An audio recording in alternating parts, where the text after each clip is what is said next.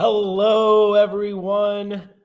Welcome to our LinkedIn Live, A Tree Can Do That event. We are just getting started, and we are so excited that you are joining us for this live stream. I am joined by two of my absolute favorite colleagues in the Groundwork Network to talk all about a tree can do that. Before we get started officially, I wanted to first introduce myself. My name is Jeremy Hoffman. I'm the Director of Impact Assessment and Community Science at Groundwork USA. And it's my distinct pleasure to be welcoming you. And quickly, I'll go over a little bit about what Groundwork USA is. Groundwork USA is an affiliated network of nonprofits that are people-centered, place-based, working in the environmental space.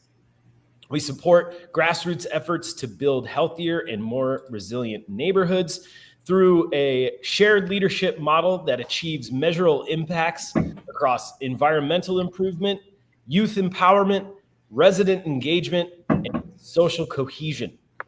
We also offer national technical assistance programs across brownfields reclamation and many other topics spanning community science, urban forestry, and resident-led neighborhood improvements. Thank you again for joining us, and we're so excited to share with you our topic today. But that starts with a question.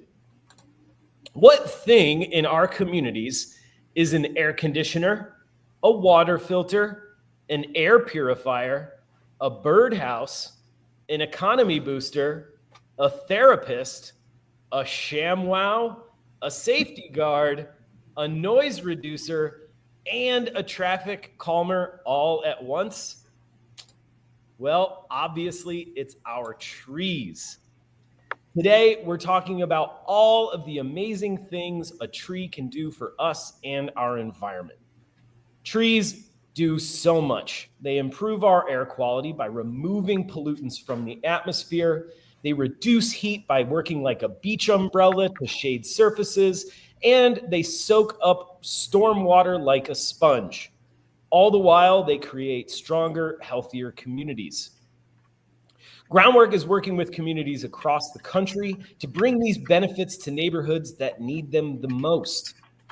Today, we're discussing the importance of community-led urban forestry efforts and how these programs can enhance resilience, strengthen community connection and safety, create jobs, and most importantly, we want to talk about how you can bring these efforts to your community. And before we dive into the information, I'd like to restart a round of introductions. As I mentioned, I'm Jeremy Hoffman, and today I'm joined by, like I said, two of my favorite colleagues in the Groundwork Network, Meg and Ramon. I'm going to pass it over to Meg, who can introduce herself and say hello to all of the adoring watchers out there. Meg? Thank you, Jeremy. It's nice to be a favorite. Look at that. I'm Meg Morgan. I am also at Groundwork USA, and I'm the Senior Manager of Urban Forestry Programs. So it is my very fun, very cool job, I think, to work with all of the affiliates in the Groundwork Network very closely on their urban forestry programs, especially in the areas of stewardship and in creating those programs to be as community-led as possible, because that is what brings these the most success. So I will toss it back over to our MC. Thank you, Meg. Thank you for joining us today. And I look forward to asking you some very pointed questions about trees and their benefits in our communities. Joining us all the way from sunny San Diego, Ramon, will you say hello and introduce yourself? Yes, hello, buenos dias, buenas tardes, good morning, good afternoon, depending where you're at. I am in San Diego. Unfortunately, it's not sunny today. It's a little cloudy. We're really close to May gray. So if you want to come to San Diego, best weather, in my opinion, September. But again, my name is Ramon Uribe. I am the Community Forestry Engagement Manager with Groundwork San Diego. If you don't know a little bit about us, we were founded in 2007 at the request of the city of San Diego to lead the master plan for the Choice Creek watershed. We focus on social, environmental, and climate justice. that is grounded in strong university and community partnerships so that we can deliver education, green infrastructure, and promote climate-safe neighborhoods throughout the watershed. And if you're not familiar with the watershed, don't worry, I got you. The Choice Creek watershed is a 32 square mile natural water system of creeks and canyons, kind of like the lungs down here. And that basically this creek crosses neighborhoods within City Heights, Barrio Logan, southeastern San Diego, and Choyas Valley communities, which many of those communities we do serve. But yeah, thank you for having me here. Very excited. I look forward to seeing what else we can talk about and see what trees can do. Great. I'm thrilled to have you joining us as well. Sorry to hear it's entering the May gray. I'm reporting to you live from beautiful Richmond, Virginia, which is also cloudy today. But I wanted to start our conversation today and kind of level setting around some climate information, climate science information, and how that interacts with trees in our communities. As you probably know, 2024 was the warmest year on record, following a trend of the last, I want to say, 5 years being among the warmest on record. Somewhere around 1.2 to 1.5 degrees Celsius global warming has occurred since the Industrial Revolution. Now, we understand that that is primarily driven by the emission of heat-trapping gases from humans burning fossil fuels like coal, oil, and gas to produce energy. Now, what that does, that global climate change, this global warming, has a direct impact on the extremity of weather-related events that affect our communities. The first one I want to talk about is heat. It's almost the summertime, and the heat is on, y'all. By almost any indicator we can measure, extreme heat is getting more extreme. The frequency of their occurrence throughout the year, the length of time that we spend above heat wave thresholds is getting longer every year. The time of which an extreme heat event can affect our communities, whether happening earlier in the spring or later into the fall, is also expanding. And the intensity, the feeling of those heat waves is becoming stronger as global climate change intensifies our climate system.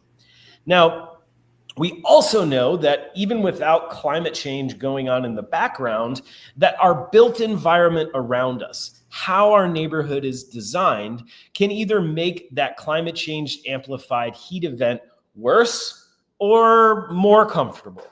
And that is through what we know as the urban heat island effect, where big swaths of paved over, hard, dark surfaces tend to amplify extreme heat, where more natural environments within our urban systems tend to dampen extreme heat.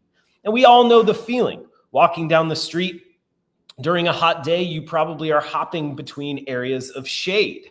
And trees do a very important addition to our city's ability to shade itself.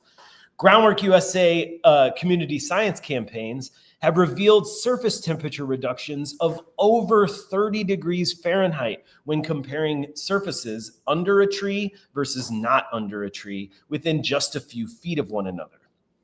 This then also corresponds to air temperature reductions, what we actually walk through as we move through our cities and towns.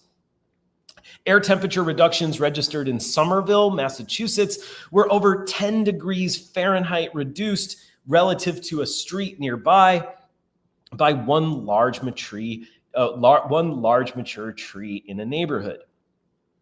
Now, heat isn't the only thing that's happening due to climate change. We also know that flooding and extreme precipitation is becoming worse. At the same time as the global climate system is warming up, the atmosphere also becomes more spongy. Basically, for every increment of global warming that occurs, our atmosphere can hold more water vapor, leading to more extreme precipitation events now than there were in the past. This means more rain is falling on the same area over a shorter period of time. This creates the conditions for localized flooding that can damage our homes, our neighborhood's infrastructure, and our public health through reducing our ability to recreate in local water bodies and downstream impacts of flooding like mold in our homes. But did you know that trees can be extremely thirsty? Some estimates suggest that trees can absorb thousands of gallons of stormwater per year, providing a unique direct benefit to our homes and neighborhoods through avoiding this stormwater entering our sewer systems. Now, ultimately, our health is uniquely and intimately intertwined with our built environment. And these trees providing these direct related benefits to stormwater and heat also directly benefits our public health. Things like improved respiratory health, reduced heat related illness, feelings of reduced stress, improved mental health, perceptions of community safety. The list goes on. Trees are a huge, important strategy for improving our community health. And now we'll start to dig into how communities like Ramon's are engaging in these practices and across the network and some other cool stories related to trees with Meg as well. So with that, I would like to kick off a little bit of a communication, a conversation around the health and human connection between trees and our communities. We would like to focus on how trees impact mental and physical well-being and how that ties directly into how connected our communities are. So this first question is for Meg. What does the science say about the connection between spending time around trees and our mental and physical health? Yeah, thanks, Jeremy. And happy Arbor Day, everyone. It is a day to celebrate trees, so extra great to be having this conversation today. And you set it up beautifully, right? So the way our built environment looks and feels has it really closely, very intertwined with our own health as people and the public health of our communities, right? You really can't pull those two things apart. But in terms of the kind of connections between spending time around trees and mental health and physical health, there's so many studies about the benefits of being in nature in general. And of course, nature, trees are a big part of that. So with trees specifically, the things that they do for us, these are the things, a tree can do with our mental health in particular. Being around trees lowers our stress levels. So being around them, walking amongst them, even more so in urban environments where those trees are located maybe in a denser area. It makes you feel calmer. It makes you feel more at ease. This is reported from multiple studies that have asked city residents to kind of report on their own mental health, random periods throughout the day, random and regular intervals. And then whenever they happened to be around trees or maybe walked, past a park or they sat down for a moment amongst the trees, these participants reported lower stress levels and more relaxed attitudes while they were around the trees. But it's also not these just self-reported feelings either.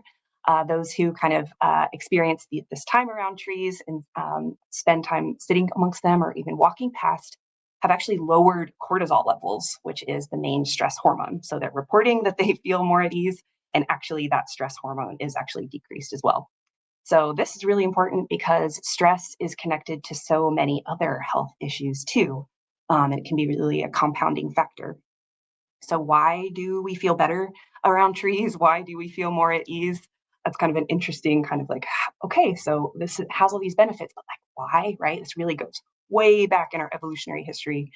Humans show a strong preference for trees and being around wooded areas.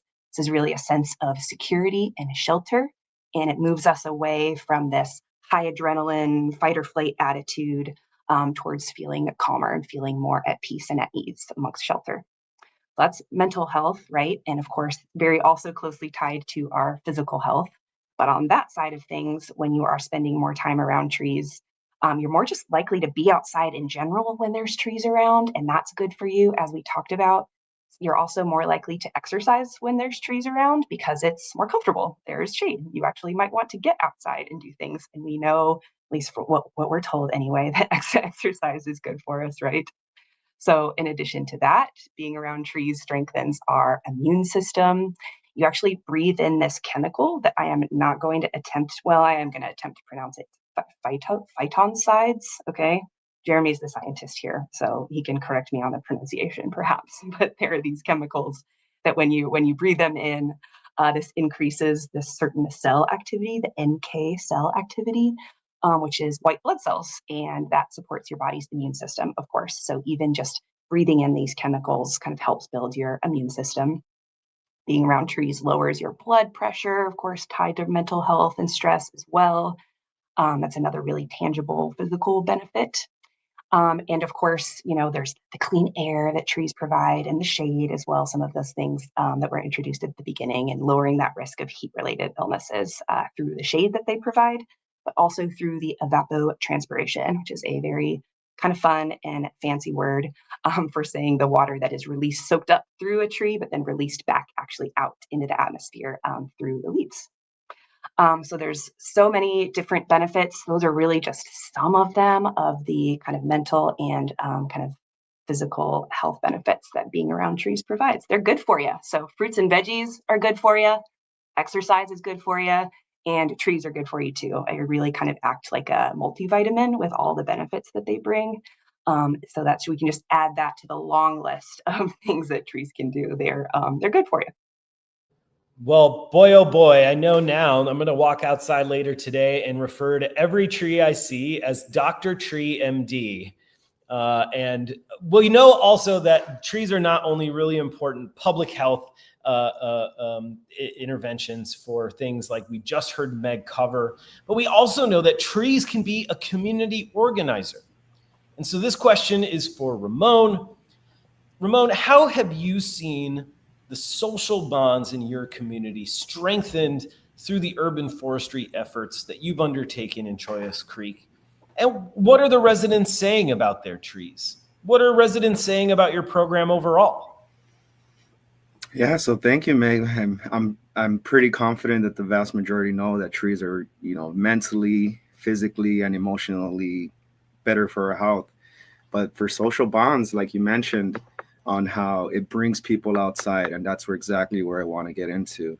I have seen social bonds strengthen through our urban forestry program, from community members to community-based organizations. One that I can think of that was not too long ago, I know our program just started roughly 6 months ago, so not too long, is that two homeowners from our March community planning block parties organized a community garden walk. Two completely neighbors that did not know each other than that they were getting trees last month together decided to plan this event. And basically what it was, they wanted to show off their gardens in a friendly manner, introduce each other, and also increase interest for our program and in their community. And I was so fortunate enough, because I'm not from this neighborhood that I served and I'm fortunate to serve, but I was very fortunate to be invited as an honorary community member. And, some people strive to be an honorary doctorate degree to get one, not saying that I wouldn't want one in the future, but I found my peace striving to be an honorary community member for the neighborhoods I'm fortunate to serve. And it's truly a beautiful thing. I guess I'd say it's more of like a professional friendship with them, because they'll message me, they'll ask how I'm doing, vice versa, and then we'll talk about trees.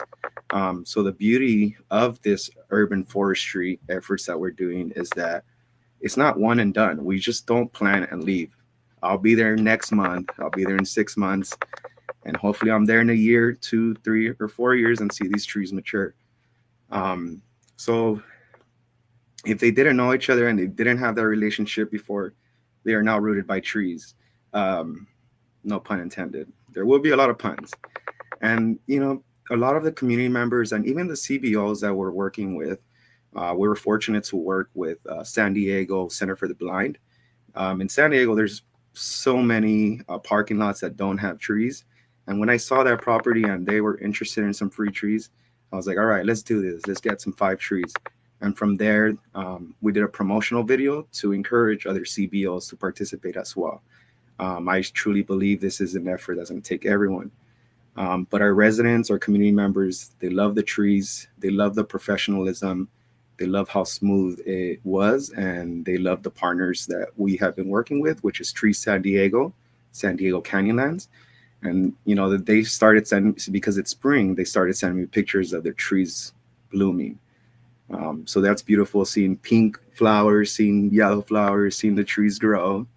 Overall, I a strong believer that our community members, our tree parents, are definitely happy. Maybe some are confused why it's a free program for our community. But in the end, so far, so good. 130 trees planted, and I will be going back to check on the ones we planted in the fall of 2024. That's so impressive. Congratulations on this early success, Ramon. It really shows how deeply you care about your community and how that feeling of community care around something as seemingly simple as trees can promote that compassion for neighbors who didn't know each other before. So congratulations. It's such an inspiring story. And so now I want to talk about, reaching beyond just those social benefits and the kind of community organizing that you've done around this community tree planting program. We also know that trees are really useful for climate resilience strategies and even bigger city planning conversations. And so, Ramon, how would you say that Groundwork San Diego's urban forestry program has or potentially has the opportunity to open the door to broader conversations in your community, like things about flood resilience or just overall climate related community planning? Yeah, I mean, our urban forestry program opened doors for broader conversations because one, I think what our program has been able to do is increase community ownership. Having community members walk their block and have community garden events, and they're excited to share that information and even water for their neighbors. And also our resident fellows, if you're not familiar with our resident fellows, we had a program 2 years ago, with 20 community members from different neighborhoods. And those that graduated, they learned the tools on how to organize. They learned about green infrastructure and stormwater infrastructure as well. And then 5 had an opportunity to continue those efforts to increase outreach and engagement in their community. So these fellows were able to help us not only talk to other community members, but their neighbors. And this has definitely helped out a lot to open the conversation. And, the communities I have been fortunate to serve have been there for generations. One thing for sure might be it's similar neighborhoods that it's important to have great relationships with the community and you have to build trust. When you build this trust, you have to be repetitive, reliable, and be where the community is at. For years, maybe generations, these communities have seen empty promises, lack of investment. So we have to build that trust and build that rapport and be repetitive. That is a stepping stone, and you will get noticed. Now imagine being consistent and delivering a win for community members that have not seen much investment or change. The doors open because they see that we truly care and we want their feedback. In our urban forestry program, we have been able to reach hundreds and in the future, hopefully thousands of residents. It will allow us to ground our roots and branch out and deliver a win for communities we serve. Our program opens doors because once we plant the tree in their yard, kind of like I mentioned, they're kind of stuck with us forever. Not really, but we'll monitor the trees, we'll help and continue the communication between Groundwork San Diego and the community. And also there for the community tree planting block parties, we're able to have informational booths for city CIP projects to engage neighborhoods and neighbors with education and also collect constructive feedback from them.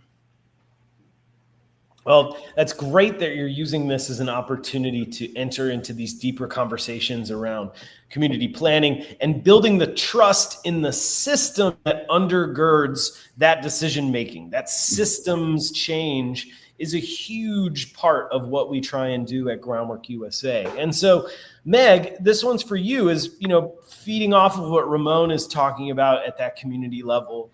Why do you think trees can be such a powerful gateway into these larger resilience efforts? And how are these conversations happening elsewhere in our network or around the country? I don't know if I could explain it better than Ramon just did with his on-the-ground experience and your specific stories in your community. So thank you so much for sharing that, Ramon. That's really meaningful. But exactly as Ramon was kind of explaining, I think trees are connectors. They have all these different co-benefits and all these different, great things that they provide that are related to all these aspects of environmental resilience. So whatever people maybe really care about in their neighborhood, you can find different ways to kind of bring trees into that conversation because they do have so many benefits. So they're great conversation starters. People do generally have some kind of an opinion about trees, if they have some kind of experience, or they have memories being around trees growing up in particular. So it's a great way to kind of start a larger conversation about environmental resilience, is to talk about, hey, just that one tree. It's very tangible. You can look at it, you can point to it, you see it change from season to season. You watch it grow from years to years. They're actually also not too difficult to care for. The maintenance is very, very important, and you cannot skip it. You cannot skip the care, but it is very doable. You don't have to have a green thumb. I tell people that all the time.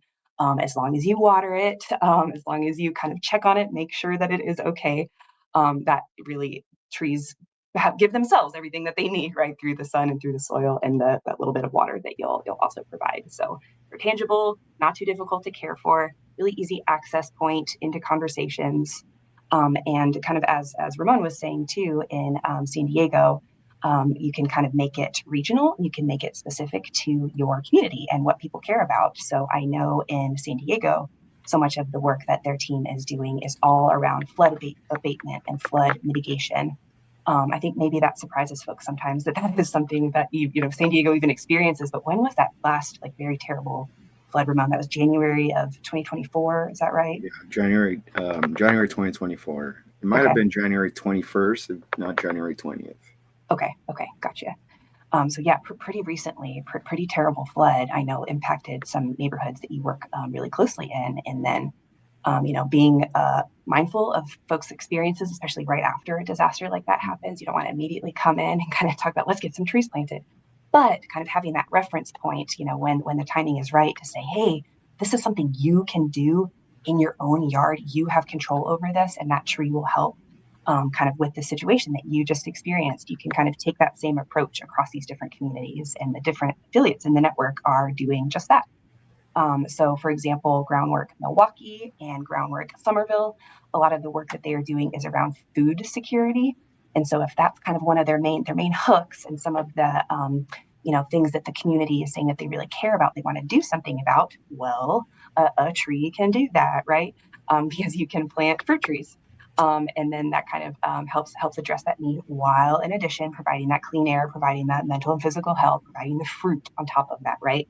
And then that can be your gateway to maybe talking about, okay, we love these fruit trees.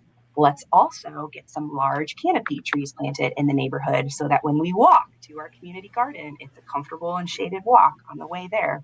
So it's just kind of an example of how trees can be this kind of turning point to these other pieces of environmental resilience. A couple other examples, hooks to bring people in. Places like Jacksonville, Florida, Groundwork Jacksonville, and Groundwork Mobile County in Alabama. It gets hot down there, y'all. It is down there in the South. It is approaching summertime, and that is something that is very present for folks who live there, is this extreme heat. So talking about the shade, that might be the hook that gets trees planted, and then they also provide all those other benefits along the way, right? And then in Richmond, California, too, air quality is a major concern. So trees are also filtering our air, and they're providing clean oxygen for us to breathe too. So it's, whatever this kind of community issue is that kind of bubbles up as something that is of extreme importance and care, you can kind of plug trees into the mix. So across the network, more and more affiliates are planting trees. They will always plant trees in public places like parks and street trees in the right of way, but more and more affiliates are also planting trees on private property, really bringing those benefits even closer to where people live and spend time. So it's just a really great and tangible way that people can make a difference in the places where they live. Well, we totally agree in every way with both of your answers, and how critical these tree planting programs can be to advancing other community priorities. As we know, many of our issues in urban areas specifically overlap and intersect across things like food, transportation, housing, health, and overall community resilience. So, thank you both for sharing your perspectives on that. Now I want to kind of switch gears into just how this really improves everyday benefits, livable neighborhoods, more beautiful communities. And so I wanted to just quickly say the climate benefits I mentioned earlier about trees, the sponginess, the beach umbrella-ness, those can actually be valued directly in a dollars and cents way. By lowering temperatures of a neighborhood or a particular house, trees reduce indoor power consumption, saving that family or business dollars and cents on their bottom line. By absorbing stormwater, trees reduce and mitigate flood risks and damages and avoid stormwater from going into the sewer entirely. Those values can be monetized. And based on estimates from our partners at Earth Economics, Groundwork USA's tree planting programs return on average $35 for every single dollar that we spend on them. That is a huge return on our investment, reflecting the social, economic, and environmental benefits spread across our neighborhoods in different ways. So, Meg, how do you think urban trees contribute to making neighborhoods more livable and present in the context of this kind of information? This feels like but wait, there's more, because there are. We've talked about so many benefits already, but we haven't even hit them all. The So there more the really are better. some maybe more like surprising or maybe lesser known or thought about benefits that trees bring that do make our areas where we live, work, and play more livable, more pleasant to be around. So we talked about public health benefits, of course, and how trees can kind of be this gateway to climate resilience projects overall. Some of the other things that they do, for example, trees provide noise reduction benefits. They really act as natural sound barriers. They both absorb noise, but they also deflect noise. We're thinking things like car engines, highway noise. That also, of course, because all of these things are tied together, impacts your mental health too, right? So when it's a little bit quieter, these impacts are felt even more, especially when the trees are planted really densely and close together. So we haven't mentioned the microforest hot topic yet, but I can very quickly say microforest is a very densely planted forest. It's stimulating a natural in a forest environment where trees are planted super close together in a very small square footage footprint. You go into a microforest, it is very quiet in there. Even one that has a very small square footage, even if it's in the middle of a city, it is a lot quieter, in addition to being cooler, more comfortable, and habitat for wildlife, all these other things. So this noise reduction is kind of a maybe lesser known benefit. Makes our neighborhoods more pleasant to be in. Trees also provide natural traffic calming benefits. So this is particularly true when trees are planted along both sides of a street or a roadway. They're kind of creating this kind of natural tunnel effect where drivers subconsciously just naturally drive slower, an average of really about 8 miles per hour slower. That's without speed bumps, that's without cones or anything else, just trees lining the sidewalks, right? In addition to all these other benefits that they provide. So Ramon so beautifully gave these examples of the social benefits and the neighborhood cohesion benefits of trees too, and just other ways this is happening. Ramon is seeing it and making this happen on the ground in San Diego. They also really increase neighborhood pride where you live, right? This is especially when residents themselves are involved in, finding the planting locations, picking out the species that they're interested in, and then also getting their long-term buy-in for the care and maintenance of those trees for the long run. Many community members cite their reason for planting trees to be very future focused. They want to plant trees because so that their grandchildren can visit them, in the future. And it's very much hopeful and thinking ahead towards what this neighborhood could be in the future. So yeah, people plant trees really as a way to show care and love for the places that they live and for their future generations. And exactly like what Ramon was saying too, it really creates a stronger sense of place and pride, and very literally roots people to their communities.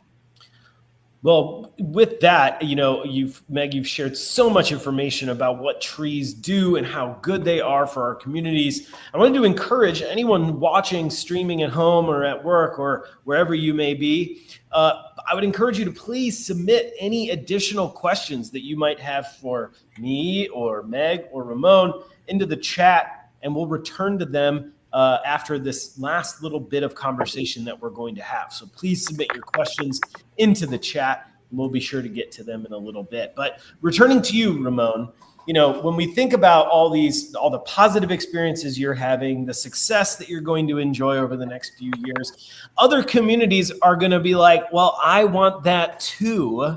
So what advice do you have for residents or other organizations who want to get started with their own community-led tree efforts? And how might Groundwork San Diego's unique program help inform that?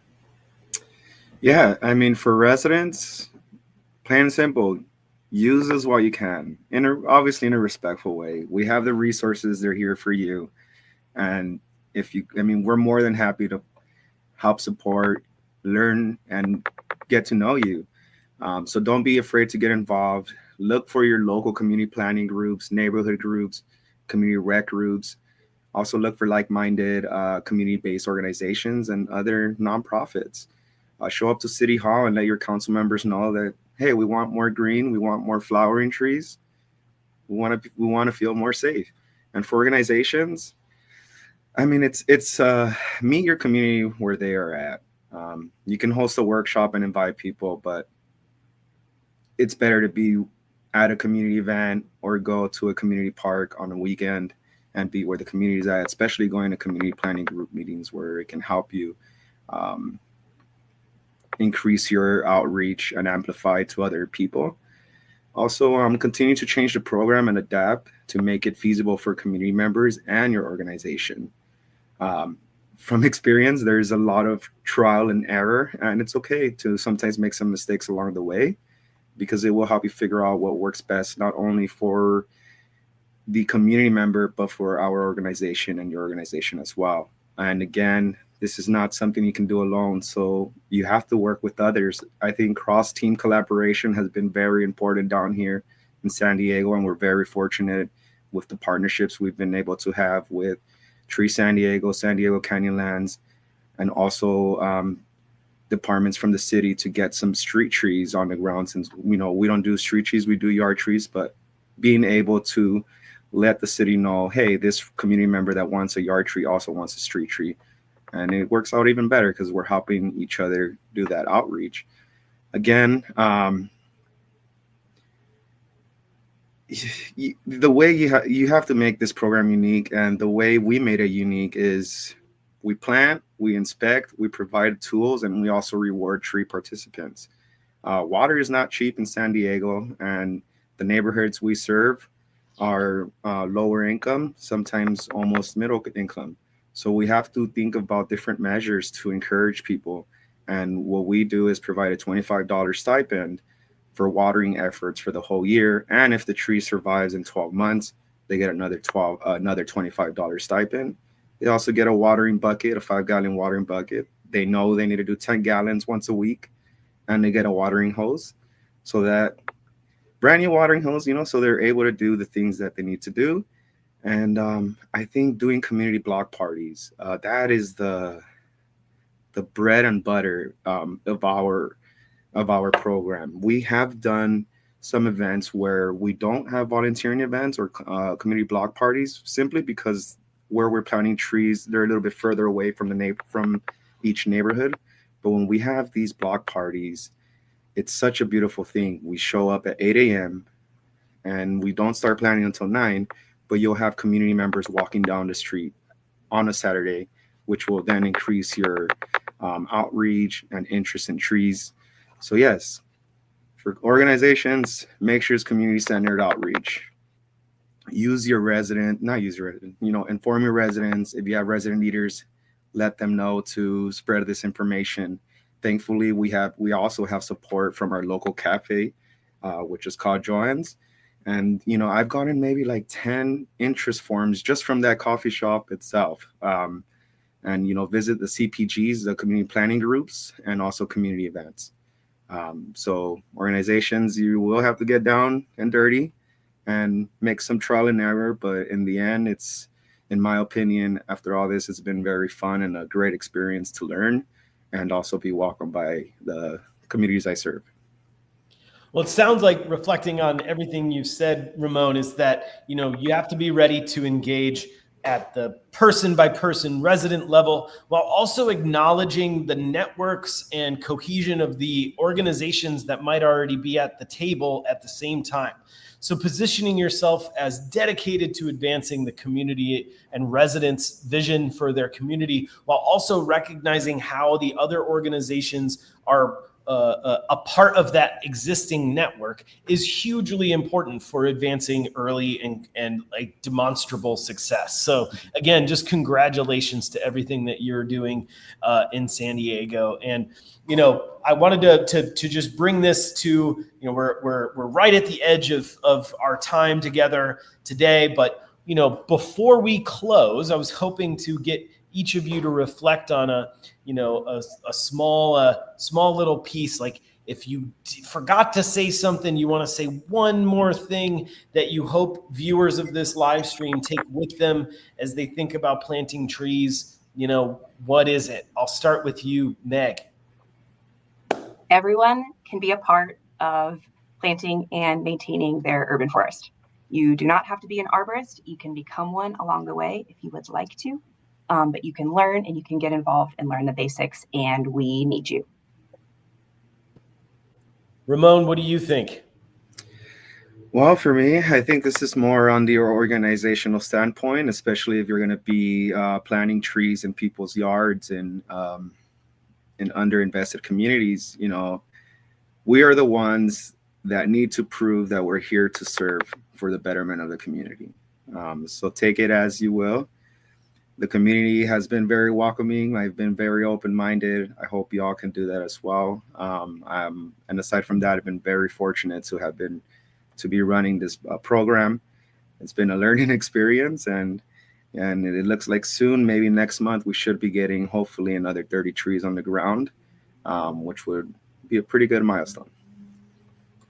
Well, thank you both so much. Meg, thank you for sharing your perspectives on the importance of trees in our communities. Ramon, thank you so much for sharing your perspective on how to structure a really inspiring and successful tree planting program in San Diego. We hope that you at home or at work or wherever you're watching are excited about this. And if this conversation has inspired you, there's way more than where that came from. Last year alone, Groundwork USA and our affiliate network helped plant over 4,000 trees in cities all over the country.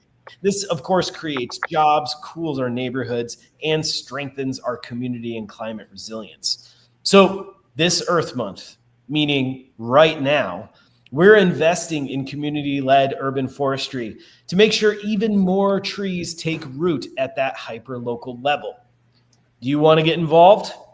Then you should check out groundworkusa.org/seeding resilience. We would love to see your participation in this program. And I'll throw that in what I think is the chat here. Join the chat. Connect. Oh, see, someone else is going to have to do it because I'm not connected directly through the chat. But if you just go to our website, groundworkusa.org, Seeding Resilience will be there. Please join us in supporting these programs like Ramon's and furthering the work of people like Meg. So thanks again for tuning in. Thank you so much for watching, and we'll see you again in virtually no time to tell you something else really interesting about the infrastructure in your communities like trees. Everyone have a great weekend. Happy Earth Day and happy Arbor Day. Happy Arbor Day, everyone. Thanks, Jeremy. Thanks, Ramon. Thanks, everybody.